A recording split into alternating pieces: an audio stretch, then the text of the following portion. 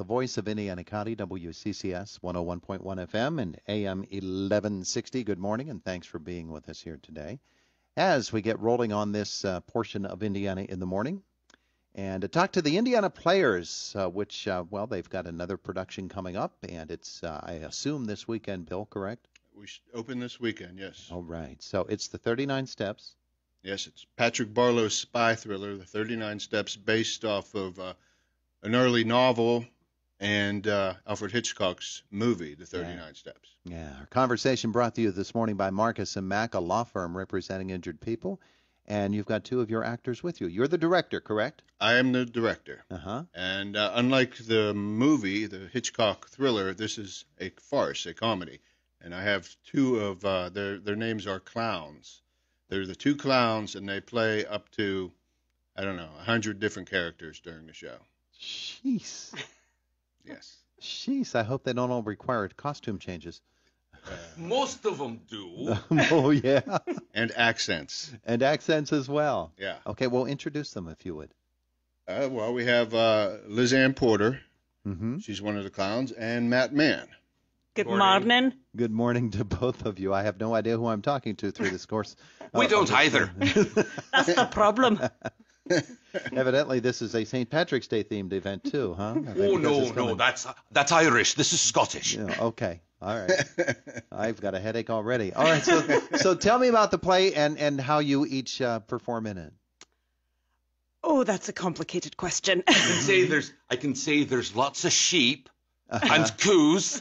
That's coos with the swishy tail eats grass. Oh, okay. Gotcha. And then planes, trains, and automobiles. Yes, planes, trains, and automobiles. And a lot of running. Yes. Running? Running. Richard Hannay does a lot of running. A lot of running going on there, huh?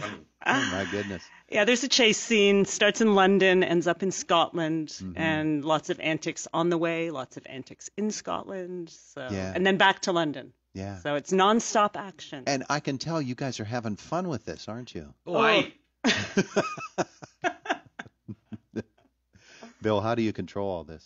It's very. I don't. That's my stage manager Vanessa is much better at controlling things, and that's why I have her. She's great. But this show is the thing about the show. It doesn't have a traditional set. That's one of the things about this show, and the set actually becomes another character because you have moving doors and you have very limited things that they work with and use their imagination to create other parts of the set. Yeah, yeah. A lot of ad-libbing going on? Not so much. Not encouraged. It may happen. Yeah, but I get the feeling sometimes you just have to cover your eyes as the director because you never know what's coming next.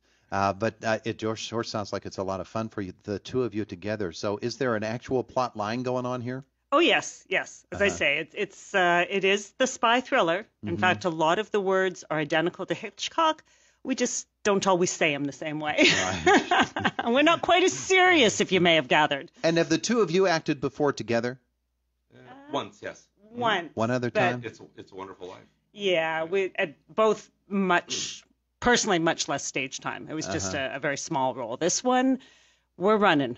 We're literally running on the stage, off one door, back in the other door, drop one hat, put on another hat, throw your arms into a different coat, and run back on again. So a bit of a physical demand for the two of you? Oh, yes. Yes. Out of breath. You look like you could handle it. I don't know about him. Thanks a lot. Yeah. Well, thank you. Thank you.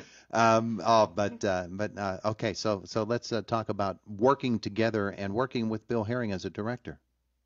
Well, this is my first time, and it's been a blast. Yeah, come on up closer to the microphone, please. He has a great eye for what should happen, and he's allowed us the flexibility. If we come up with something that we think might work and add to the humor of the show, then he gives us the flexibility to stretch and kind of explore that. Yeah. It's been great.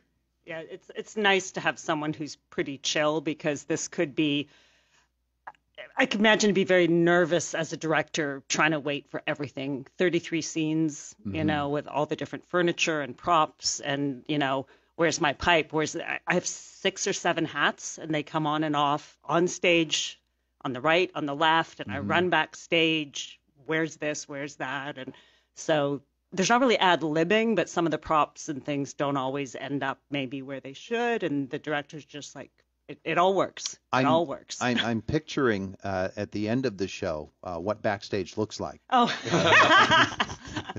like my attic or my basement on a bad day.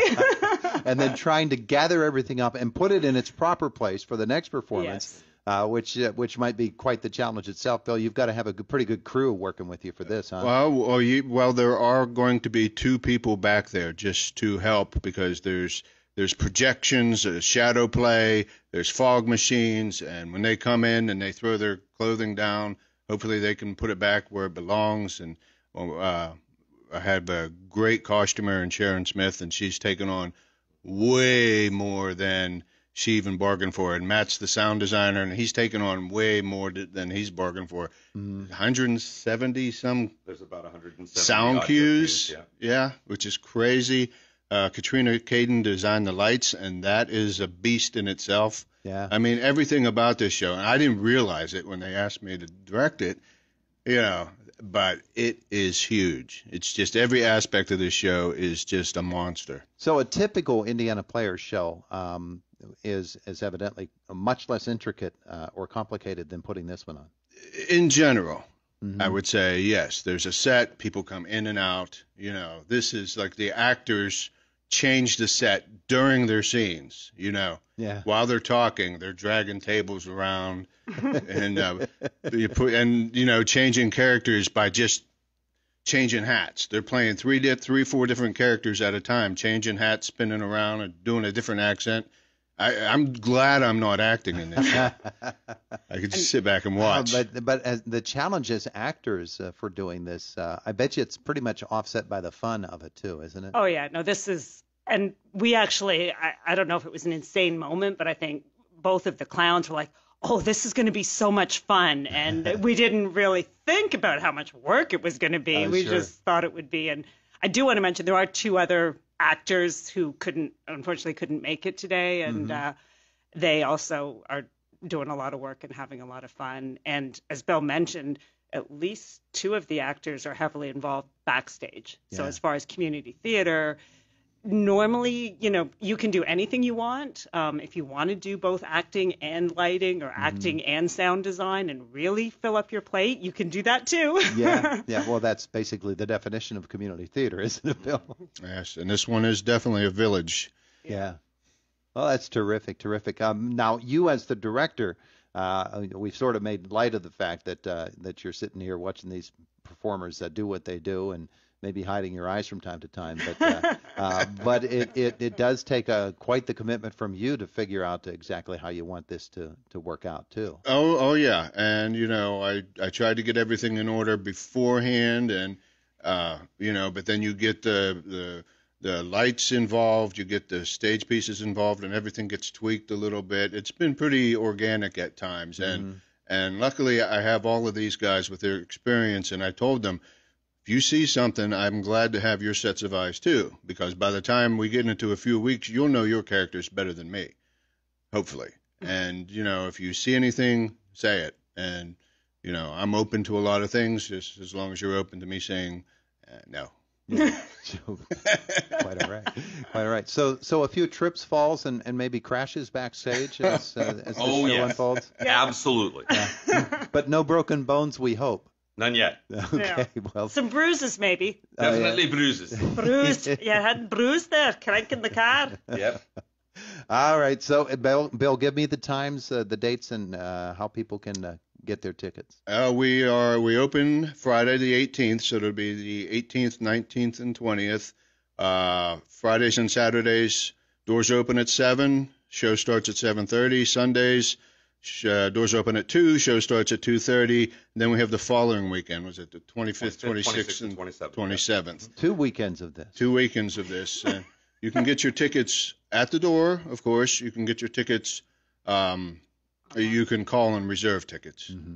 All right. Make sure you do your calisthenics ahead of time. Stretch out the hamstrings. It sounds like you're going to be physically demanding here in the next couple of weekends, but it sure sounds like a great play, and we'd love to have folks come out and see it. Philadelphia Street Playhouse, very easy to find right there along Philadelphia Street in Indiana.